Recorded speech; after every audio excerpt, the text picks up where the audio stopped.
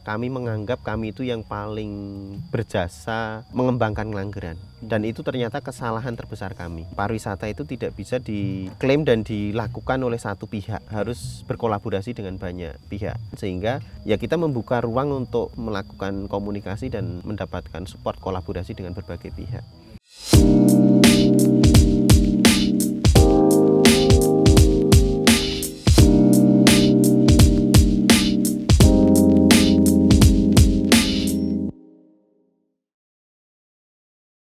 Gimana kabar Mas Sugeng? Alhamdulillah sehat. Wah, tambah mantap ini hidup di desa dengan desa wisata Ngelanggeran. Ini tahun ke-7 kita nggak ketemu langsung. Ya, terakhir kita di Menteng waktu itu ya. 2015 ya. 2015 jadi champion lah waktu itu ya. Ya, salah satu brand dan jadi heroes-nya lah. Apa itu yang kemudian pihak lain melihat yang dilakukan Mas Sugeng selama ini? Ya, satu hal yang kami rasakan itu jadi banyak teman, banyak saudara, kemudian banyak pihak yang tahu dan akhirnya ya ini membantu kami untuk tumbuh di Ngelanggeran. Titik di mana ya Mas Sugeng membuat Ngelanggeran ini dikenal orang? Tadinya kan out of nothing, orang nggak tahu ini apa gitu. Tapi titik di mana kemudian Ngelanggeran sekarang jadi pijakan kan ya wisata. Sebenarnya kita cukup lama ya, tapi terasa dan muncul di permukaan itu sebenarnya 2011-2012. 2012 itu yang lumayan keangkat ya. 2011 dulu ketika ada semacam lomba ya, lomba pemuda pelopor itu juga sudah mulai terangkat.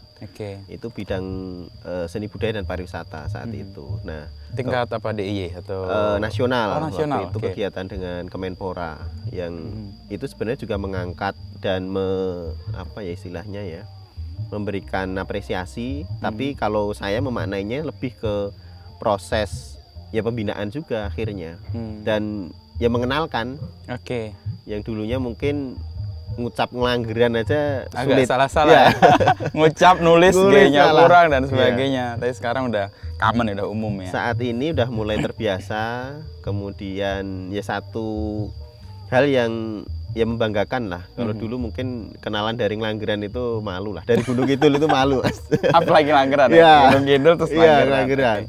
Tapi saat ini ya lebih percaya diri kemudian ya walaupun harus bercerita 3-5 menit Ngelanggeran itu di mana, tapi satu hal yang saya rasakan ya ketika kita bisa mengenali, kemudian mengelola apa yang dimiliki, diberitahukan ke orang lain, itu ternyata juga bisa mengangkat kebanggaan masyarakat. Ini kan proses yang panjang ya, Mas Sugeng. Kalau saya lihat dari tadi 2011, lalu sekarang udah hampir 11-12 tahun lah ya sekarang ya. Kan nggak tiba-tiba langsung jadi ya.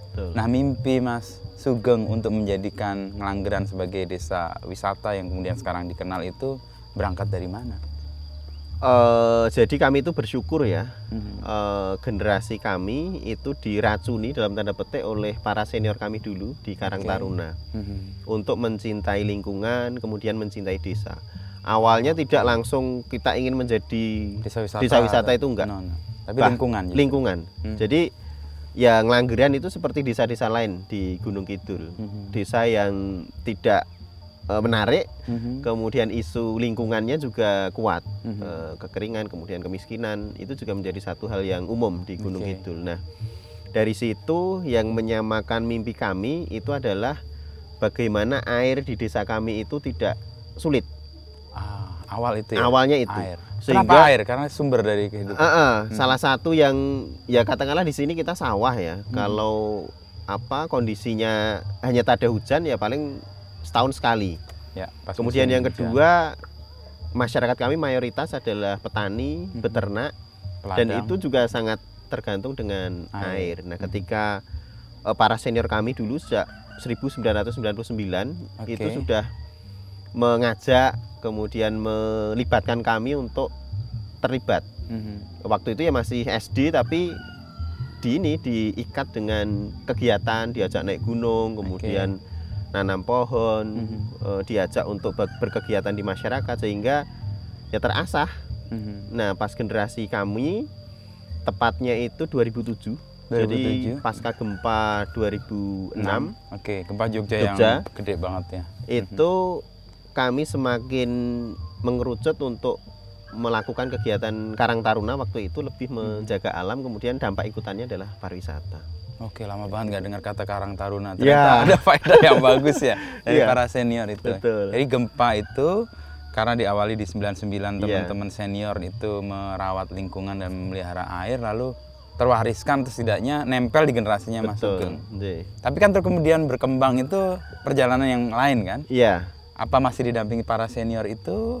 Tetap. Jadi kita tetap kolaborasi. Bahkan senior kami yang saat ini pun masih ada bergabung itu juga ada. Tapi ada juga beberapa yang berkarir menjadi PNS, kemudian di luar Jawa itu juga ada. Nah, yang saya rasakan itu kami di Ngelanggeran itu kami dianugerahi banyak kenikmatan ya. Yang pertama adalah alam. Alam seperti kita rasakan pagi ini. Tidak semua desa itu punya kondisi ini. Iya, persis. Kemudian yang kedua adalah masyarakat.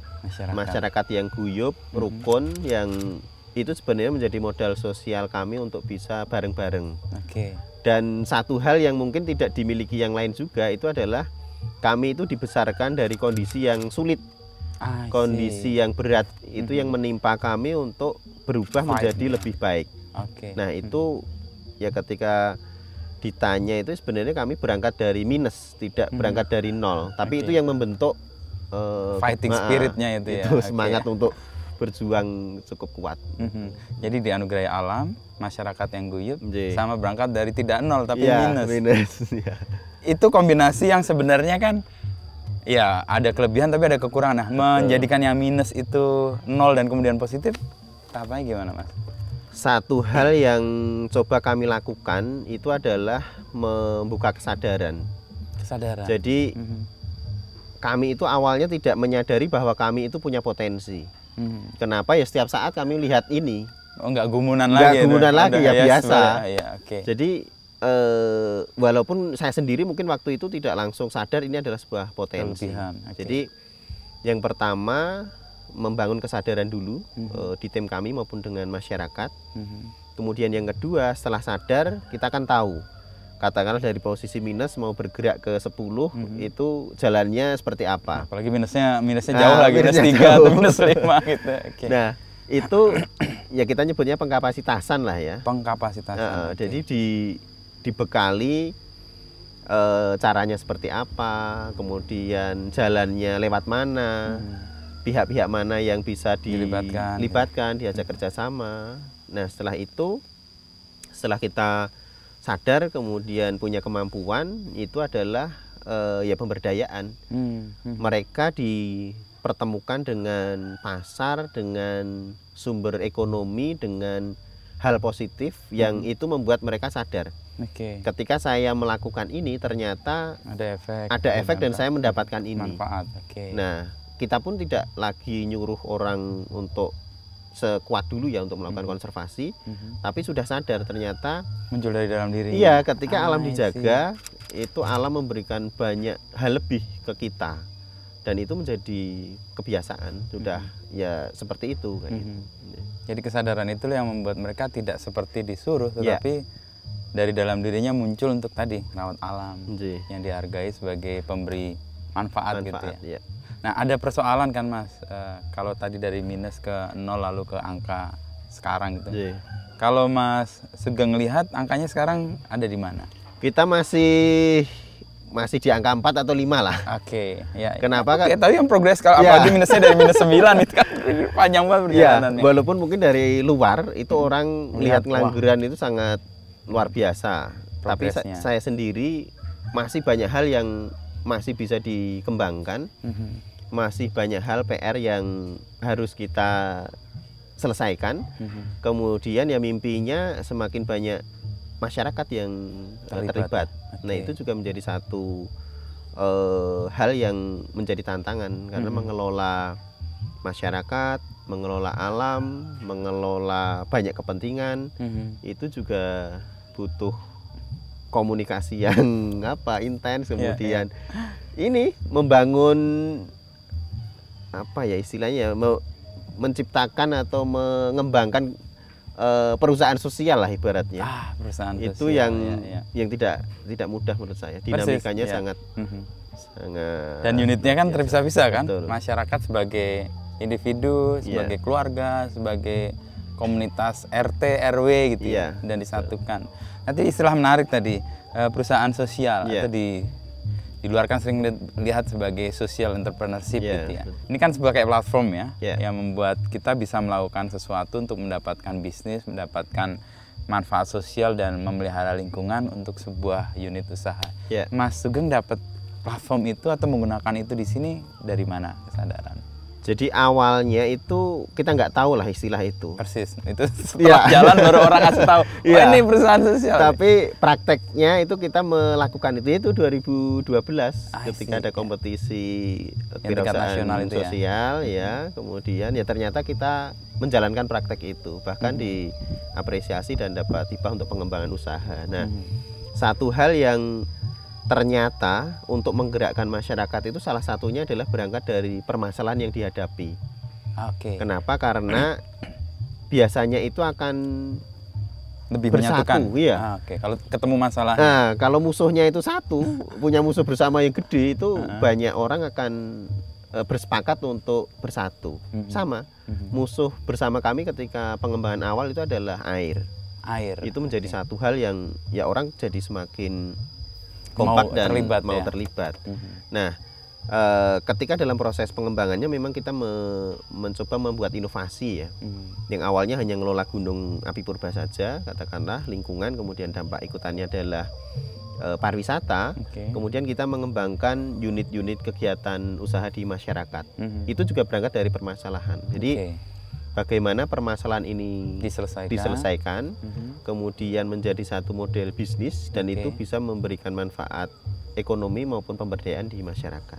Jadi ekonomi itu sebenarnya impact atas intensi untuk merawat air dan merawat lingkungan sebagai sumber kehidupan tadi Persis. Jadi satu hal yang kami rasakan Gusti Allah itu memberikan reward lah berupa banyak kenikmatan dan termasuk ekonomi itu ketika kita berkontribusi untuk merawat, menjaga dan memberikan manfaat ke banyak orang. Itu biasanya akan mengikuti lah. Itu instan nggak? Atau misalnya gini, kadang-kadang kan itu sebuah keyakinan yang muncul agak lama Misalnya kita ngerawat sesuatu udah kita lakukan tapi ternyata zong gitu.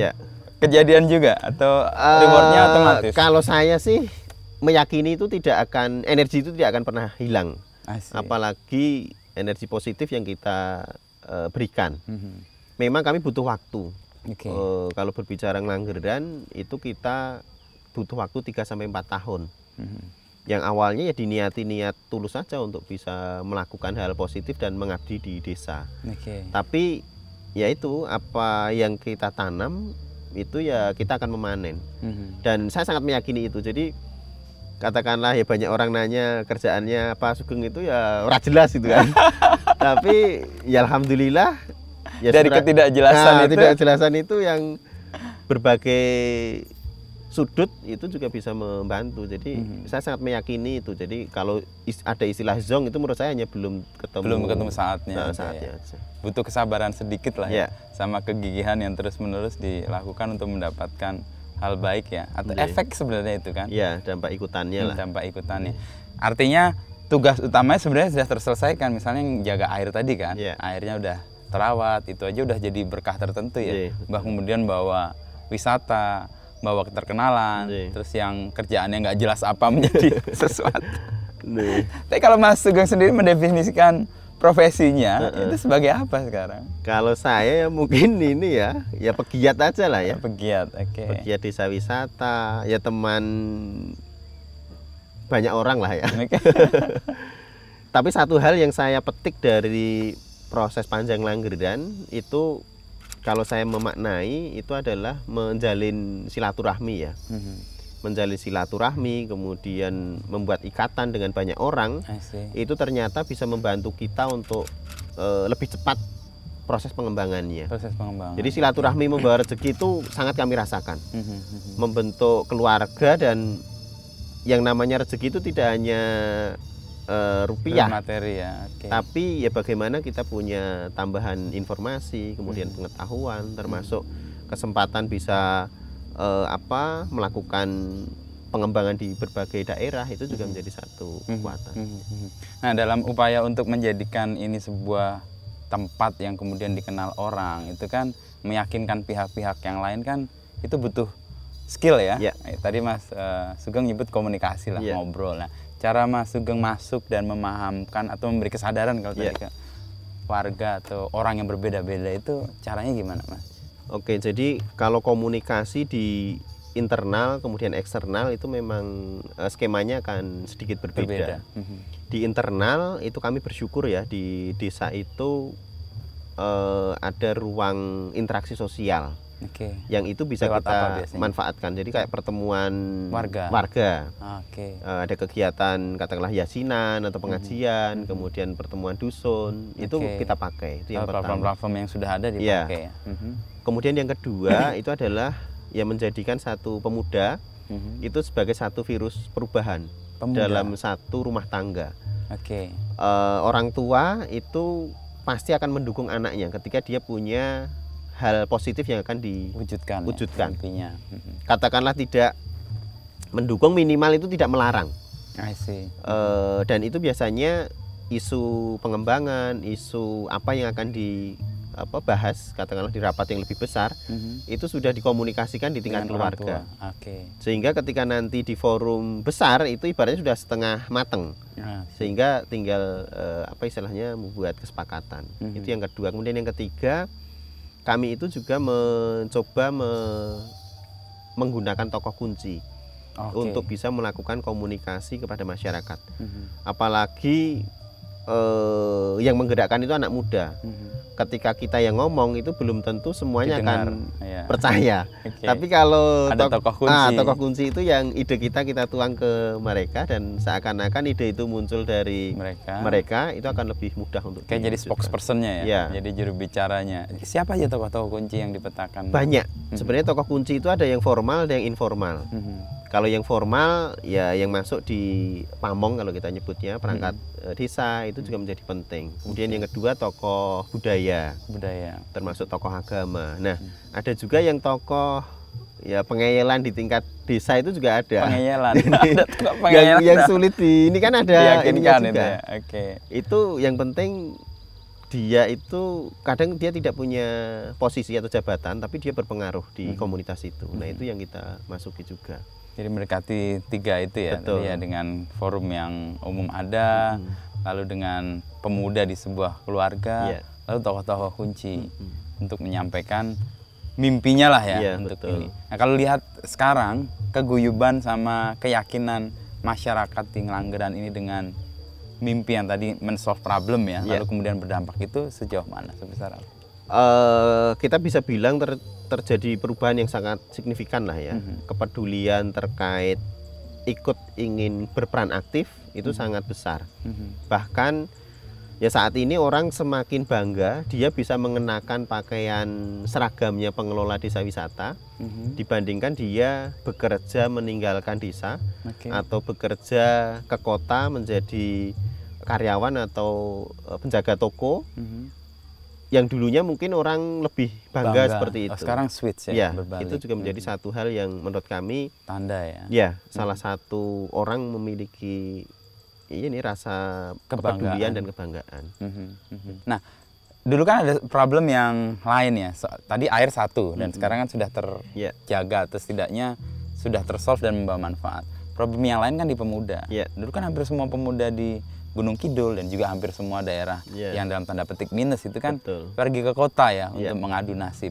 Sekarang mereka bangga dengan aktivitas di desanya dan mengembangkan desanya dengan potensi yang ada. Iya, jadi Ngelanggeran itu salah satu desa yang menjadi penyuplai istilahnya itu Purna Migran Indonesia ya saat ini PMI. Purna Migran Indonesia. Iya, itu kelompok atau komunitas yang kita bikin. Jadi di Ngelanggeran ini mayoritas kan pergi keluar desa. Dulu itu isinya ya kalau nggak anak-anak yang masih sekolah itu adalah orang yang sudah sepuh atau tua.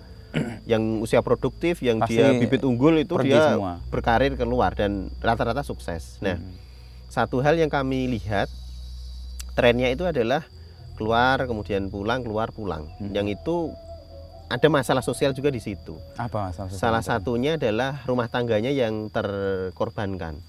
Tingkat perceraian yang cukup tinggi. Kenapa? Karena ya mungkin bekerja ke luar negeri 3 sampai 5 tahun itu membuat hubungan ikatan di keluarga jadi tidak harmonis. Nah, satu hal yang coba kami lakukan itu kita bikin kelompok, kalau dulu namanya TKI Purna. Itu yang menjembatani untuk yang sudah punya modal, itu mereka bisa melakukan investasi pengembangan usaha di desa. Untuk menghilangkan rasa yang ada di desa itu menganggap, wah dia sudah sukses sekarang. Apakah saya masih pantas untuk berteman dengan mereka? Di sisi lain, yang lama dari luar negeri itu menganggap, wah teman-teman di Ngelanggeran sudah banyak melakukan banyak hal. Saya tidak terlibat. Apakah saya ketika pulang saya masih bisa punya tempat untuk di desa? Nah, itu salah satunya kita coba solve ya. Ya, apa istilahnya, jembatani, kemudian ya mereka mengembangkan usaha. Ada yang homestay, kemudian ada juga yang jasa transportasi, ada yang mereka punya peternakan, dan itu tidak lagi mereka pergi ke luar negeri. Jadi modalnya untuk pengembangan usaha di desa, kayak gitu. Dan orang-orang mudanya terlibat di desa ini. Termasuk Mas Sugeng kan? Ya. Tidak memilih untuk meninggalkan desanya. Padahal kalau latar belakang dulu apa teknik? Saya teknik industri. Nah, itu industri apa yang harus digarap di Ngelanggeran? Ya, sebenarnya satu momentum berat yang pernah saya rasakan itu di 2011. Jadi ketika saya dihadapkan di dua pilihan, berkarir dan bekerja di luar desa, atau memilih tinggal dan mengembangkan usaha yang belum jelas saat itu. Jadi 2011 itu belum nggak ada kejelasan apapun. Belum ada. Gelap gitu. Jadi ya ini bentuk, tapi waktu itu satu hal yang membuat saya kuat itu adalah teman-teman saya. Jadi di desa ini. Jadi mereka menyampaikan ini sudah jalan seperti ini, masa mau ditinggal. Ini kita sudah ibaratnya membangun komitmen, masa mau ditinggal. Ya udah, berarti saya memilih tinggal di desa. Waktu itu orang tua saya, kemudian keluarga itu mengharapkan saya itu bekerja seperti yang lain di Bandung. Jadi kebetulan waktu itu ada kesempatan sebenarnya untuk bekerja di salah satu BUMN di Bandung. Kebetulan saya skripsi, kemudian tugas akhir di sana, kemudian ada kesempatan itu. Nah, hati kecil saya memilih untuk di sini tinggal di desa karena itu teman-teman. Nah, ternyata itu salah satu kekuatan besar yang saya dapatkan. Ketika saya memilih di situ, teman-teman yang awalnya ngundeli atau menahan, ketika dia sudah lulus sekolah, lulus kuliah, mereka tidak pergi meninggalkan desa. Jadi dia komit dengan apa yang diminta karena sudah nahan saya gitu kan. Jadi itu salah satu ya rencana Tuhan yang mungkin tidak pernah saya pikirkan juga. Nah, dari situ kita punya tim yang solid, tim yang komit untuk ya bareng-bareng. Ini adalah salah satu jalan yang kita pilih, ya kita selesaikan perjalanannya, kira-kira seperti itu. Terus menjelaskan atau mengajak ngobrol orang tua yang punya mimpi berbeda. Nah, ya, anakku malah nang desa ngopo tak sekolah kayak berdua. Gimana jelasinnya ke orang tua? Saya tetap bekerja waktu itu. Jadi untuk mengobati rasa sakit hati dalam tanda petik orang tua, karena persepsi bekerja itu ya berangkat jam 7, kemudian pulang jam 4. Nah, jadi saya itu bekerja di koperasi. Di koperasi simen. Enggak, di sini masih di Kecamatan Patok. Tapi pokoknya bekerja gitu. Konsep itu cara berangkat pagi, kemudian rapi. Anakku DKW gitu. Ya, intinya tidak terlalu membuat kecewa lah. Karena itu bentuk tanggung jawab saya, orang tua, ekspektasinya tinggi. Kebetulan saya 4 bersaudara.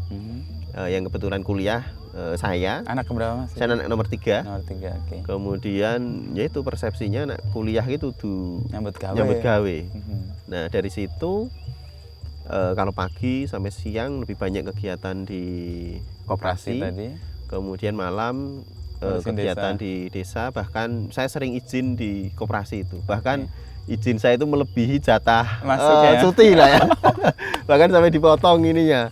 Tapi ya itu bisa menyadarkan. Baru saya resign bener-bener fokus ke desa. Ke desa itu setelah orang tua sudah bisa melihat bahwa ya ini adalah salah satu bentuk pekerjaan walaupun nggak jelas apa gitu kan. Kemudian waktu itu saya sudah nggak bisa bagus untuk mengatur waktu. Jadi ya karena ini sering sakit, kemudian ini ya udah suruh milih salah satu aja. Oh, ketika mendua tadi operasi dan ngurusin desa itu ya. Itu kan cara untuk membawa harmoni kan sebenarnya Mas Sugeng ya. Orang tua dapat senangnya, teman-teman yang gondeli juga dapat. Tapi yang korbannya diri sendiri ya. Ya sebenarnya ketika dijalani dengan seneng itu nggak terlalu berat. Cuman yang kadang nggak kuat kan fisik ya. Fisik yang ya waktu itu 2015 saya walaupun ini juga awalnya tidak ya nggak apa-apa tetap berkegiatan aja. Tidak harus yang penting gaweane selesai gitu kan. Tapi saya nggak enak juga kalau nggak komitmen kemudian di dua lembaga istilahnya kemudian tidak optimal. Apa yang membuat orang tua kemudian yakin ngecolke gitu? Ya wes kamu di situ. Mungkin ini ya. Jadi seiring proses membangun Ngelanggeran itu cara proses saya untuk berjejaring itu adalah masuk ke kompetisi. Jadi dengan kompetisi itu saya bisa belajar banyak hal, ketemu banyak orang yang satu frekuensi, kemudian ya juri itu kita jadikan mentor dan mungkin kita kenal dan ini ya ketika saya jadi juri. Jadi satu hal mungkin orang tua juga sudah bisa terbuka ya. Dengan ada capaian yang itu mungkin jarang didapati warga desa Ngelanggeran. Betul, gitu ya. Kemudian banyak saudara atau teman-teman yang datang, termasuk yaitu ketika diundang ada kegiatan keluar itu kan saya harus katakanlah 3 sampai 5 hari. Dan ya lama-kelamaan kan nggak enak juga sering izin segala macam. Nah orang tua mulai meyakini lah, meyakini kalau saat ini alhamdulillah salah satu supporting system saya keluarga. Jadi keluarga dari ya keluarga istri, anak itu kan, kemudian orang tua, tetangga-tetangga itu menjadi satu penguat. Iya. Dan menikah tahun berapa Mas? Saya nikah 2014. Pas fase-fase dilema itu sebenarnya. Bisa meyakinkan calon istri di sesuatu yang mungkin gelap. Gelap ya. Jadi sebenarnya saya kenal istri saya itu 2011. Itu ya kenal gara-gara Gunung Api Purba. Jadi saya dapat istri itu ya gara-gara ngurusi ini. Dulu saya masih ngurusi dari orang mau survei, deal-dealan harga, kegiatan itu masih pegang semua lah. Bahkan waktu itu ya gara-gara ini sering komunikasi, kemudian ini mahasiswa kok ngenyangi gitu kebangetan gitu kan. Jadi nawarnya itu padahal saya juga mahasiswa, saya tahu lah anggaran untuk makrab gitu kan ya. Nah dari situ itu sering komunikasi dan akhirnya malah jadi istri. Jadi waktu itu saya pun juga ya udah tahu lah apa yang saya lakukan, kemudian ketidakjelasan ini juga udah tahu ya. Akhirnya ya karena sudah saling memahami satu frekuensi ya pengenalan cukup lama. Saya kenal 2011, kemudian nikah di 2014. Jadi karena ngenyangnya kebangetan itu malah dijadiin istri nih. Ini cocok buat Menteri Keuangan nih di rumah. Lalu proses untuk kemudian ini kan sekarang Ngelanggeran luas ya dikenal ya. Dan sekarang pelangnya juga ada di mana-mana. Orang datang nggak lagi tersesat lah ya. Kalau didefinisikan atau dijelaskan Ngelanggeran tuh bagaimana Mas? Dalam konteks Gunung Kidul, dalam konteks DIY, dalam konteks Indonesia atau bahkan dalam konteks yang global. Ya Ngelanggeran jadi salah satu desa yang bersyukur bisa memberikan inspirasi juga di beberapa daerah. Satu desa yang berangkat dari minus tapi ada keinginan yang kuat dari masyarakat, kemudian niat yang tulus untuk bisa memberikan manfaat juga dan menjaga lingkungan, ya akhirnya menjadi satu daerah yang bisa berkembang dan bisa menghidupi juga. Itu yang pertama. Kemudian yang kedua, dengan pengembangan desa wisata itu sebenarnya saya ingin mendorong dan mengajak banyak pemuda yang ada di desa-desa baik di Gunung Kidul maupun di Indonesia pada umumnya untuk mereka mengambil peran. Jadi banyak sekali yang ya melihat kehidupan di kota itu lebih hebat. Atau lebih keren itu. Ya itu mungkin sesaat ya kalau tidak dalam proses waktu yang panjang, tapi ya kita harus mengambil peran. Pengembangan Indonesia tidak harus semuanya di kota, tapi dengan optimasi dan mengelola dari keunikan di masing-masing desa itu bisa berkembang. Jadi itu. Kemudian yang terakhir, yang ketiga, satu hal yang kami rasakan juga seiring dengan pengembangan desa wisata itu terjadi proses saling menginspirasi dan saling terinspirasi. Kami merasa mendapatkan banyak teman, kemudian banyak saudara, termasuk banyak inspirasi dari wisatawan yang datang. Masyarakat kami, adik-adik kami yang awalnya dulu mungkin sekolah itu hal yang tidak penting, tapi dengan ketemu banyak orang yang datang, kemudian dia masih SMP tapi sudah jago banyak hal, itu menginspirasi adik-adik kami untuk lebih semangat belajar. Kemudian yang dari kota itu pun juga terinspirasi masyarakat yang ada di desa. Anak-anak kecil dia pandai main gamelan, kemudian lari-lari lewat pematang sawah itu imbang gitu kan.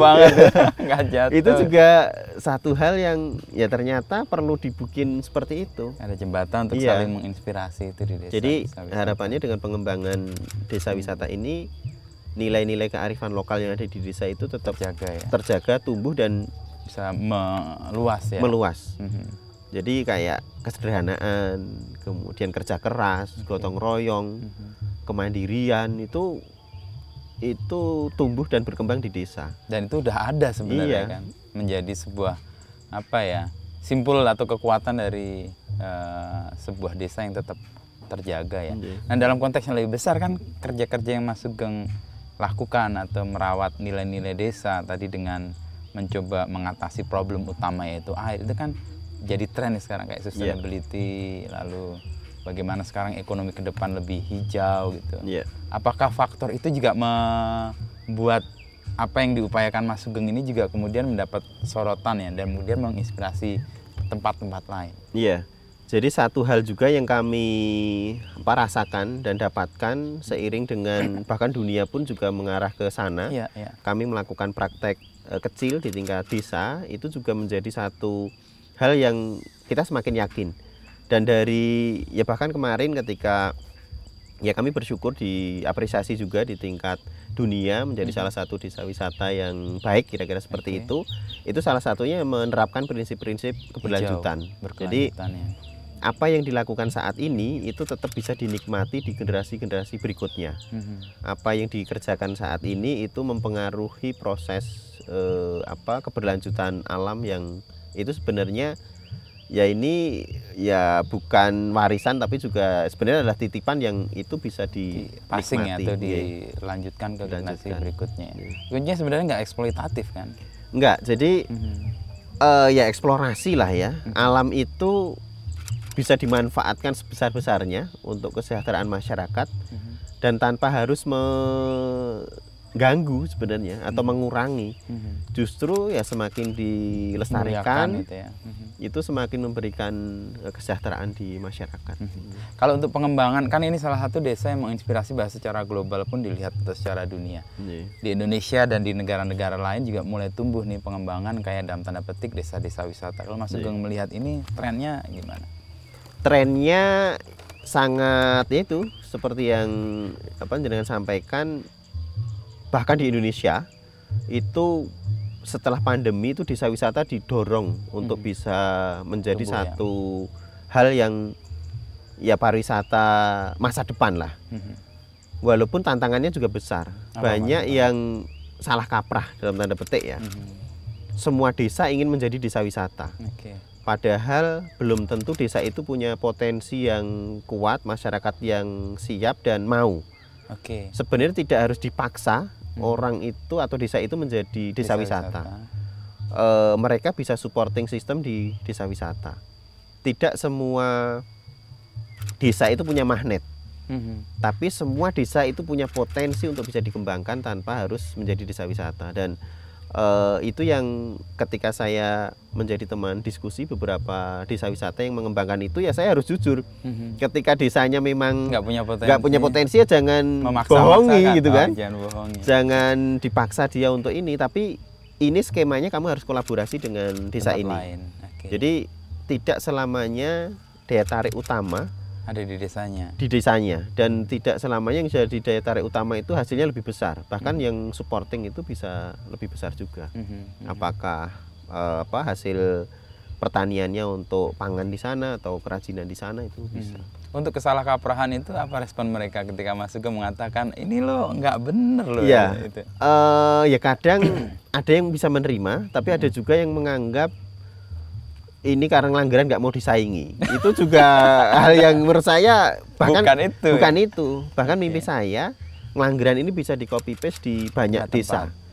Karena saya meyakini ya ini akan jadi salah satu amal jariah ketika kita bisa memberikan memperluaskan manfaatnya. Nah, salah kaprah yang pertama itu. Salah kaprah yang kedua, memaknai desa wisata itu yang penting ada spot selfie di desa. Yang kadang dia justru kehilangan jati diri desanya karena terlalu sibuk membuat itu yang istilahnya apa yang nggak sesungguhnya di situ. Nah, itu juga masih menjadi satu tantangan lah ya.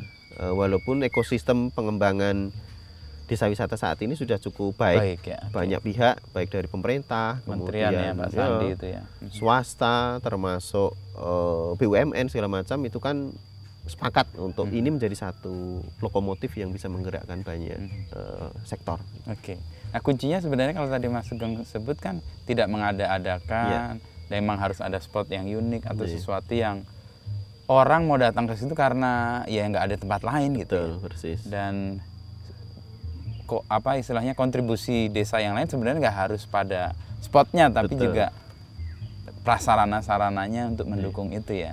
Nah, untuk pengembangan yang kemudian orang bisa mengintegrasikan itu, Mas Sugeng bisa melakukan ini di Ngelanggeran dengan cara apa ya? Nah, sebenarnya di Ngelanggeran sendiri itu kami juga mencoba membuat model ya. Kita itu punya gagasan namanya kawasan Patok terintegrasi. Patok ini masuk Kecamatan Patok. Jadi satu kecamatan ini kan banyak desa. Desa itu tidak semuanya punya potensi wisata. Yang tadi yaitu terberi lah ya. Nah, mereka bisa supporting sistem. Contohnya gini, kami dengan desa sebelah, desa Bubung itu salah satu desa wisata juga, tapi kuatnya di kerajinan. Nah, kami di Ngelanggeran kami tidak terlalu mengembangkan itu, tapi ya kita berbagi peran. Ketika ada tamu kita rekomendasikan ke sana, atau dari Bubung itu yang kita tarik ke Ngelanggeran, sehingga bisa saling menguatkan. Karena pariwisata itu tidak terkotak-kotak oleh letak geografis, letak administratif sebenarnya. Itu yang pertama. Yang kedua, dari supporting bahan baku makanan maupun contohnya kami pisang salut coklat. Itu pisang di Ngelanggeran itu sudah kekurangan. Nah, kita bisa ngambil di desa lain. Kemudian kuliner itu juga bisa berkolaborasi. Jadi prinsipnya adalah bagaimana bisa mengidentifikasi dalam satu kawasan itu mengkoneksikan potensi yang kuat apa. Nah, kebetulan Ngelanggeran jadi magnet. Kemudian yang sudah datang dan berkerumun di sini itu bisa disebar di banyak desa sebenarnya. Ini Ngelanggeran kan sebagai sebuah contoh yang kemudian success story lah, ada cerita sukses di sini. Kalau Mas Sugeng lihat kemudian agak jauh gitu, apa yang menjadi faktor kunci untuk kemudian Ngelanggeran menjadi seperti ini? Tadi berapa disebut sih, tapi coba kalau lihat, oh ini ternyata faktor supaya jadi model juga atau jadi insight juga untuk teman-teman atau desa-desa lain yang berkembang ke arah situ. Jadi satu hal yang membuat seperti itu menurut saya salah satunya adalah yang Ngelanggeran ini bottom up dan top down itu ketemu. Jadi kekuatan yang besar dari bawah untuk berubah, kemudian support dari atas. Atas itu siapa? Pemerintah atas itu ada dari pemerintah, dari stakeholder lain, itu bisa ketemu. Walaupun proses ini juga tidak mudah. Proses. Nah, akan sangat baik juga itu ketika pengembangan itu ya dua arah itu ketemu. Ketika terlalu kuat dari bawah itu juga bahaya. Mereka terlalu liar kemudian sulit dikendalikan. Terlalu kuat dari atas itu juga kurang baik, tidak ada rasa memiliki di masyarakat. Jadi itu yang salah satu yang membuat ini bisa berhasil, jadi. Ya? Kemudian yang kedua, peran pemuda itu cukup kuat di sini. Kadang ya mohon maaf, pemuda itu dipandang sebelah mata. Banyak yang tidak memberikan kesempatan untuk bisa tumbuh. Nah, kami itu diberikan ruang yang luas, cukup luas ya, oleh pemerintah desa, oleh tokoh masyarakat, sehingga oleh keluarga juga ya. Oleh keluarga juga, sehingga ya salah itu nggak apa-apa karena proses belajar kira-kira seperti itu. Tapi itu yang membuat kita jadi pede ya. Pede kemudian tumbuh. Exercise. Kemudian yang ketiga, Ngelanggeran bisa seperti ini sebenarnya seiring dengan kekuatan dan teknologi yang semakin maju. Apa teknologi digital kan? Iya. Jadi mungkin akan beda ceritanya ketika proses pengembangan Ngelanggeran itu tidak ditopang dengan perkembangan teknologi. Itu menjadi satu akselerasi. Jadi proses membangun identitas digital itu juga kami lakukan. Bahkan dulu sejak zamannya Friendster lah ya. Friendster kemudian blog ya, itu satu hal yang ya akhirnya orang lain tahu, diakselerasi ya, meluas ya. Bahkan cerita proses pengembangan itu menjadi orang terketuk kemudian ikut membantu, itu kami lakukan di awal-awal. Kami tidak jualan keindahan dan kenyamanan, tapi kami mencoba menyampaikan keinginan kuat kami untuk melakukan perubahan, dan ya akhirnya mereka yang tersentuh dan tertarik untuk mensupport. Mereka datang. Gitu. Dan kalau lihat kan Mas Sugeng dulu aktif banget di blog ya. Iya, salah satunya. Kayak ini juru bicara Ngelanggeran ya kan. Setiap apapun cerita soal Ngelanggeran. Tapi itu kan malah jadi bahan percakapan beyond wilayah ini kan. Betul. Meluas, nggak hanya di Ngelanggeran, nggak hanya di DIY, bahkan di tingkat nasional. Saya pertama-tama lihat Mas Sugeng kayak juga di Facebook dulu atau di blog dulu cerita soal Gunung Purba iki opo dari situ terus kemudian muncul. Jadi tiga tadi ya, pertemuan antara yang top atau yang atas dengan yang bawah, lalu pemuda, dan ketiga memang teknologi. Itu. Nah, pertemuan itu kan itu harus ada jembatannya tuh. Siapa yang menjadi motor untuk menemukan atau menyamakan frekuensi yang atas cenderung mendikte, yang bawah cenderung liar itu? Satu hal yang saya rasakan itu adalah sesuatu itu akan lebih cepat terkonek itu ketika sering interaksi sebenarnya. Ngobrol. Kemudian ya kalau bapak saya itu sering ngendiko itu ininya rumusnya itu 3 AOI ya. Apa itu AOI? Ini bahasa Jawa. Jadi A itu ameng-ameng. Ameng-ameng itu kayak berhayal lah ya. Mimpi yang terlalu yang belum kegambar ya. Kemudian itu omong-ngomong itu diskusi yang lebih intens kayak FGD segala macam, pokoknya diskusi yang lebih intens. Kemudian I itu adalah iming-iming. Iming-iming itu memang menjual mimpi, menjual besok akan seperti ini, besok. Jadi itu ditanamkan. AOI ini diputar terus. Baik di masyarakat, di rumah, di pos ronda katakanlah, dan itu menjadi satu energi. Bahkan ya dulu orang itu kalau ketemu saya itu pasti akan ingat, pasti akan diberi brosur Ngelanggeran. Jadi tas saya itu isinya itu, sehingga ya orang akan ingat kalau Sugeng itu ya Ngelanggeran. Bahkan mimpi-mimpi saya pengembangan itu saya ceritakan di forum diskusi, kemudian di ini meracuni lah. Ya, akhirnya mereka ketika punya sesuatu yang bisa membantu kami, itu mereka ingat Ngelanggeran. Nah, itu pun juga saya lakukan saat ini. Mungkin tasnya isinya nggak brosur, tapi saat ini saya bawa coklat. Jadi kemana-mana misalkan itu coklat. Itu juga menjadi satu cara untuk membangun kedekatan. Jadi banyak pihak yang berkolaborasi dan mensupport kami itu karena kenal cukup lama. Sehingga melihat ada konsistensi.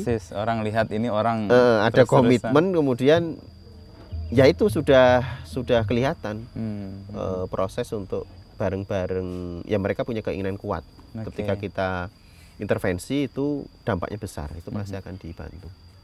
Ameng-ameng, omong-omong, iming-iming. Boleh nih, saya baru dapat nih dari Ngelanggeran, dari ini identitas desa yang muncul kemana-mana nih Mas Sugeng. Tadi Mas Sugeng kan menyebut juga soal bagaimana supaya ini masyarakat bisa terlibat, kan peran pemuda itu sangat kuat ya. Ada yang sering berpikir gini, sebesar apa faktor dana itu bisa mengembangkan? Apakah kita mengatakan bahwa dana itu nomor sekian, atau yang dana penting juga untuk pengembangan itu? Kalau di Ngelanggeran, ketika awal-awal dulu kita justru tidak terlalu terkunci di dana. Oke. Keuangan itu enggak. Yang penting itu ada keinginan yang kuat, kemudian kebersamaan. Bahkan dana itu banyak kami dapatkan itu ya support dari luar. Kita paling ya swadaya katakanlah cawe-cawe gitu ya, bareng-bareng. Swadaya katakanlah kegiatan gugur gunung segala macam, ada yang tenaga, katakanlah ada yang ini belikan makanan, ada yang punya bahan untuk bikin gazebo ya bahan. Tapi tidak terlalu secara spesifik kemudian ada anggaran sini kita baru jalan, itu enggak. Nah, banyak pihak itu yang mereka itu bisa datang dengan membawa dana. Yang penting kita itu bisa meyakinkan. Meyakinkan bahwa ketika diberikan dana itu kita bisa mengelola, bisa bertanggung jawab, tidak menimbulkan masalah dan memberikan manfaat yang besar. Kuncinya seperti itu menurut saya sih. Tapi setelah sekarang ada nilai ekonominya, distribusinya gimana Mas? Nah, satu hal yang perlu menjadi perhatian juga ketika kita ingin pengembangan desa wisata itu adalah bagaimana pendistribusian hasil kegiatan kepariwisataan. Banyak juga saya jumpai ketika proses membangun itu guyub rukun. Ya, tuh gugur gunung semua, turun semua. Begitu ada uangnya itu menjadi masalah. Kenapa? Karena tidak ada sistem pendistribusian yang fair lah, yang adil ya. Nah, kami itu mencoba belajar dari masalah pengalaman ya. Jadi Ngelanggeran yang sudah 15 tahun proses pengembangan ini itu juga ketemu berbagai tantangan dan masalah, termasuk mekanisme pendistribusian manfaat. Nah, saat ini kami sudah punya sistem yang cukup bagus dan itu bisa diterima. Salah satunya adalah membuat pendistribusian itu baik ke dusun, ke desa, bahkan ke retribusi di Pemkab. Jadi kita juga ada ke sana. Yang kedua adalah pembagian kas ke kelompok masyarakat. Termasuk itu semuanya kita bikin sistem.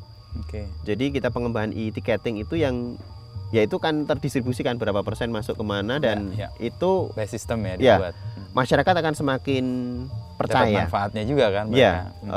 Transparansi. Kemudian satu hal yang kadang dilewatkan itu adalah harusnya pengembangan desa wisata ini bisa memberikan manfaat yang menyentuh ke hal sosial.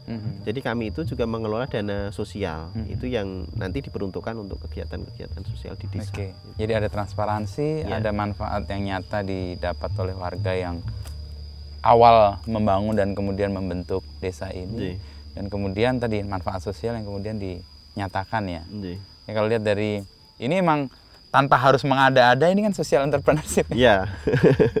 Kalau saya lihat pilarnya dulu tahun 2000 berapa saya? 2017 dapat kesempatan dari British Council ke Birmingham itu untuk melihat, oh iya ini entrepreneurship, social entrepreneurship. Satu, secara bisnisnya jalan, ada manfaat ekonominya.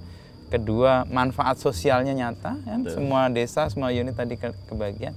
Yang ketiga, lingkungan. Itu problem pertama yang mau di-solve kan? Air tadi itu ya, dan kemudian bawa manfaat yang cukup besar. Nah, sekarang Gunung Kidul itu kan kayak jadi magnet baru nih. Kalau tadi kan Ngelanggeran, oke lah jadi magnet tuh. Sekarang Gunung Kidul tuh kayak putri yang sedang bersolek untuk DIY, dan sekarang ada jalan lebar banget depan kita saya lihat.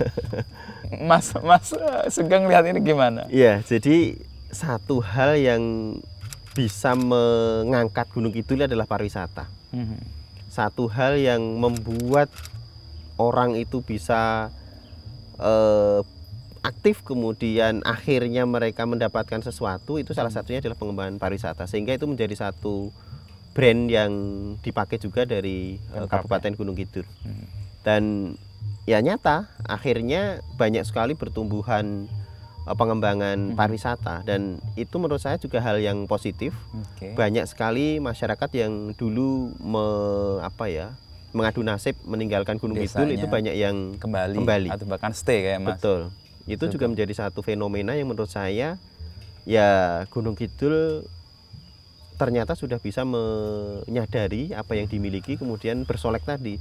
Kalau dulu itu ibaratnya ya putri cantik tapi dia itu belum sadar bahwa dia itu cantik. Makanya dia harus ke tempat lain untuk membuktikan bahwa dia cantik gitu. Betul. Perkembangan kan ada kecemasan nggak? Ini kan menjadi sangat terbuka. Ya. Lalu kita lihat jalan lebar banget. Ya. Apa akan ada truk tronton 18 roda akan lewat gitu, akan ngangkutin gunung-gunung ini. Saya sendiri belum kebayang sih ini bisa jalan gede banget. Nah, wisata yang nggak tahu, mudah-mudahan tidak sih, yang eksploitatif kan justru bahaya kan. Berlawanan dengan yang Mas Sugeng perjuangkan betul. Yang berkelanjutan dan tren dunia kayak gitu.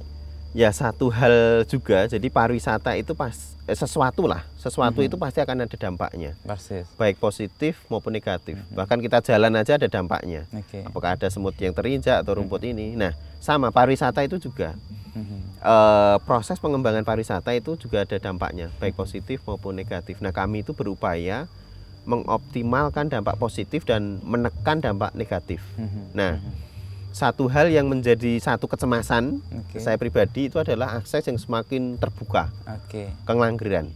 Jadi ada jalan baru yang saat ini masih dibangun, bahkan ngelewati depan rumah saya 30 meter gitu kan. Lebar banget kan.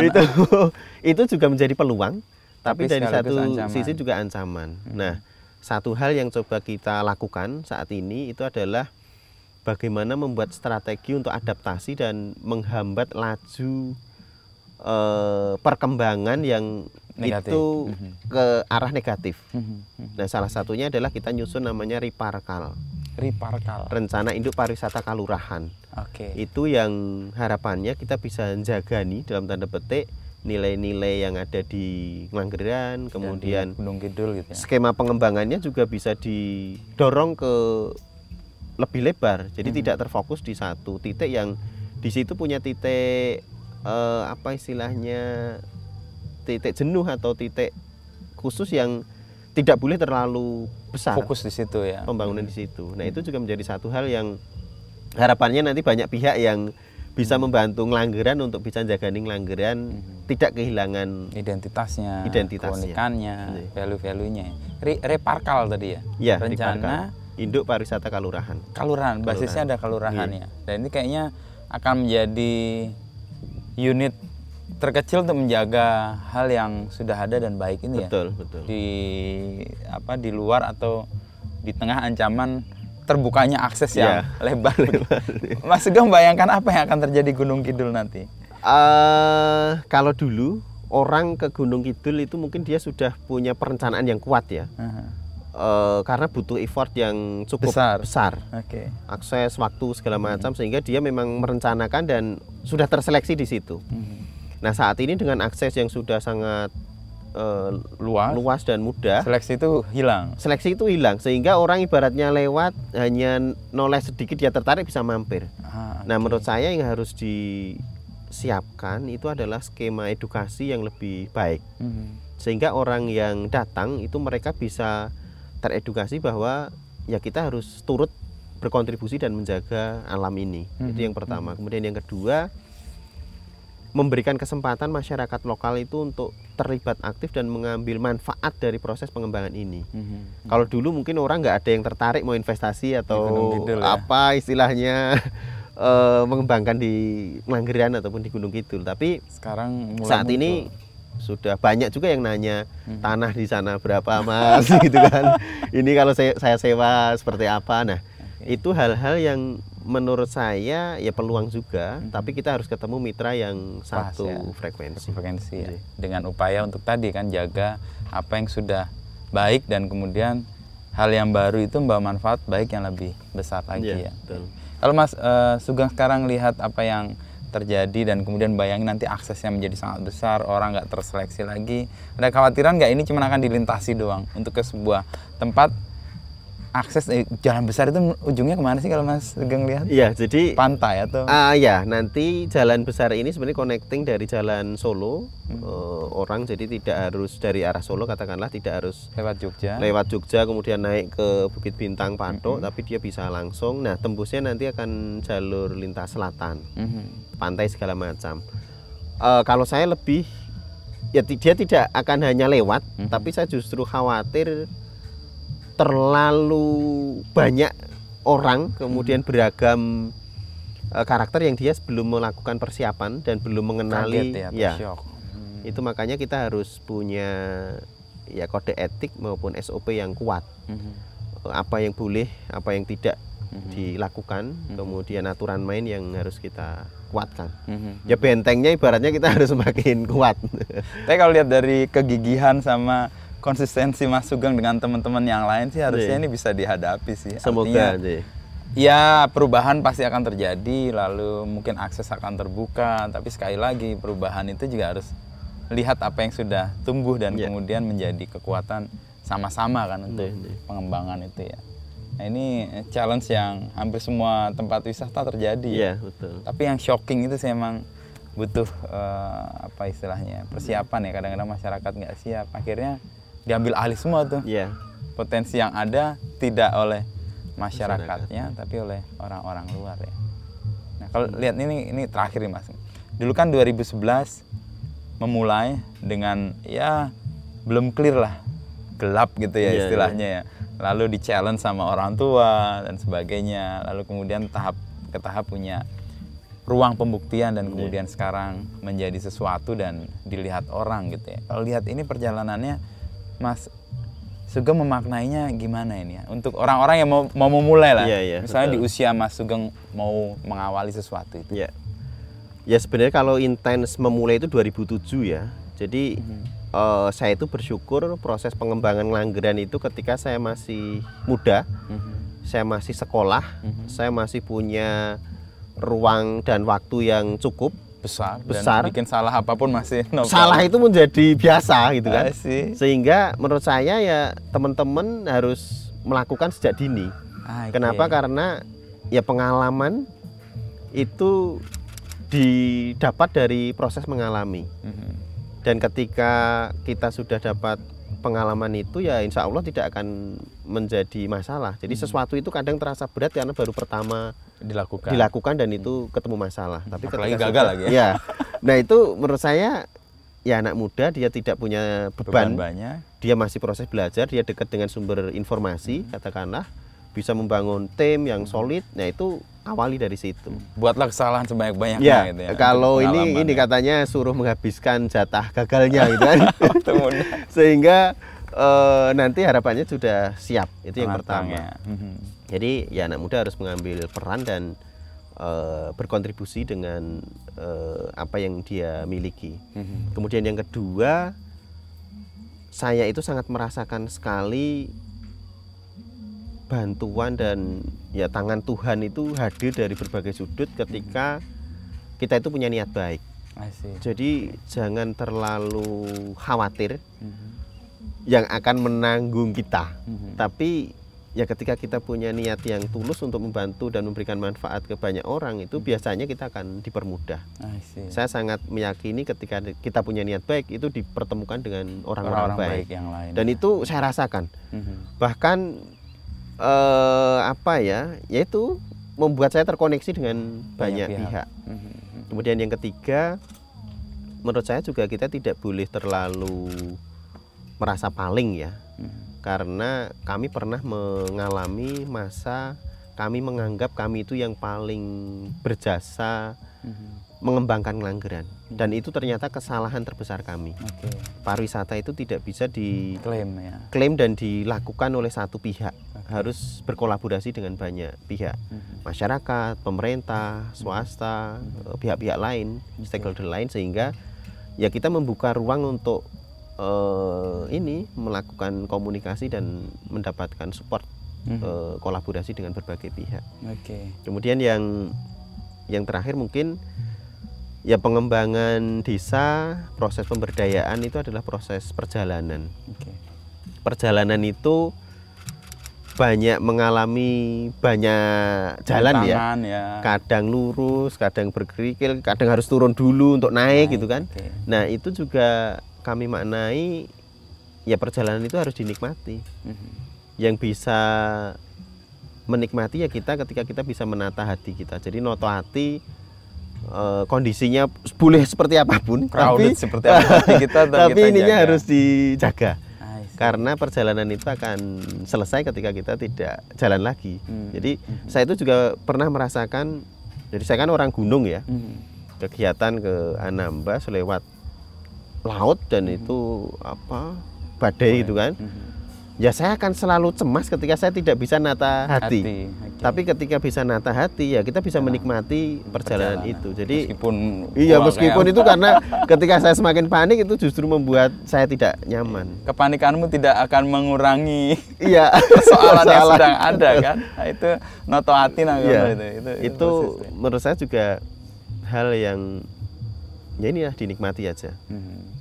Prosesnya kayak gitu. Oke. Apa potensi salah udah dimanfaatkan sebanyak apa nih masa mudanya? Udah banyak banget. Ya, kalau ya saya itu bersyukur punya tim yang kuat ya. Jadi Ngelanggeran seperti ini itu karena tim kami, masyarakat kami dan teman-teman saya. Komplit namanya tim itu semuanya ada. Eneng karakter itu dia yang sabare kelewat gitu kan. Ada yang temperamen, ada yang itu kekuatan tim ya. Sehingga saling mengisi semangatnya pun kadang saya baru down, ada juga teman-teman yang masih ini. Jadi ya itu karena kekuatan dari tim dan menurut saya supporting system itu harus diciptakan. Jadi masuk ke dalam komunitas yang sehat kalau saya menyebutnya, sehingga di situ kita bisa tumbuh dan tambah energi positif. Jangan masuk ke komunitas yang malah membuat negatif. Tadi kalau kita punya kebaikan terterima oleh orang lain, kebaikan lain akan datang. Betul. Dan itu kayak keyakinan yang proven juga sih ya Mas Sugeng pegang itu. Nah terakhir nih, untuk jaga konsistensi itu apa kuncinya? Kan nggak selalu perjalanan itu tadi kan lurus-lurus aja, nggak naik terus, nggak jalannya halus terus. Apa yang membuat Mas Sugeng punya konsistensi dan kuat dijaga? Jadi saya itu memaknai dan meyakini ya,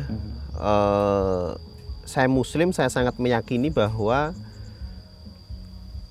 ini adalah salah satu ibadah. Jadi ketika kita punya niat baik, kemudian bisa membuat sebuah sistem, sistem ini akan dijalankan terus oleh banyak orang. Itu amal jariah itu akan tetap mengalir ke kita, sehingga ya itu yang membuat bensin saya itu nggak akan habis-habisnya ya. Tapi kalau yang dicari itu uang, kalau nggak ketemu uang mungkin kita sudah kecewa.